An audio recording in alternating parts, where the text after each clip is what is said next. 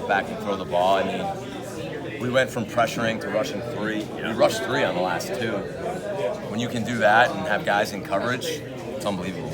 It's just awesome to see him come back, fight through the adversity, and end up with, what, 3 sacks? 3 sacks. I mean, if there's a better defensive player in college football, or just a better complete football player in college football, I'd like to watch his tape. And I don't say that often, but if there's a more dominant player in the country on defense than Chase Young, somebody needs to bring me the tape and I'll watch every snap of it. So credit to him. Was that a little Jersey showdown there early before the game? I don't know what you're talking about. Well, there was a lot of, I mean, this was a big game. It was for the East Division, and everyone was fired up. You know, what was it like for you out there pregame? Did you feel different for this? Oh, yeah. It was.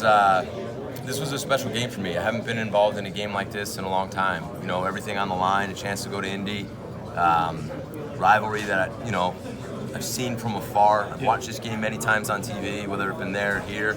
So to be a part of that and just kind of thinking through it was a little bit emotional. It was really cool, actually. Yeah, so I was fired up. I was fired up on my way in this morning, and I'm still fired up right now. To get through a game like this, you know, Coach Day's talking about in the first 4-quarter battle, you guys obviously had pressure situations on defense, you won shutouts and everything before, but did you want to go through a game like this where, you know, the 5 of you guys working together had to put something together, make adjustments on the floor? Yeah, I wouldn't say I'd want to go through it, but now that we did, yes, I am glad, because if you think about defensively, there was one point I looked up and it was like, maybe halftime, it was like we had 300 yards and they had 50. You know what I mean? And the game probably could have went in a different direction, and then we faced some adversity, and we responded, and then there were times we didn't respond.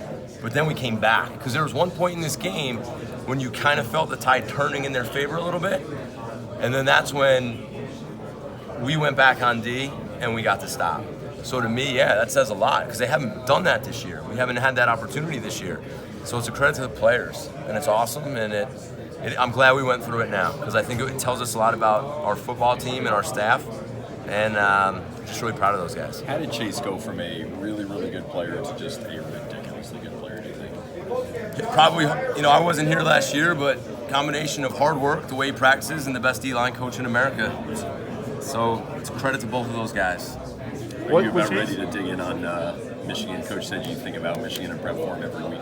Yeah, very excited. I have, again, seen it on TV. Yeah. Since the day I got here, I've heard about it. I had to throw all my blue away.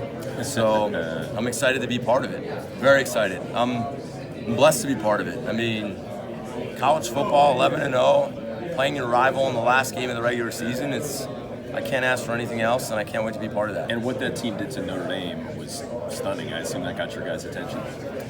I haven't really studied them as much, so I'll check it out on film before I really make any comment on that. You know. You mentioned when that tide was turning. What's going through your guys' head? What are the conversations on the headsets? Well, we're just new quarterback comes in the game. Right.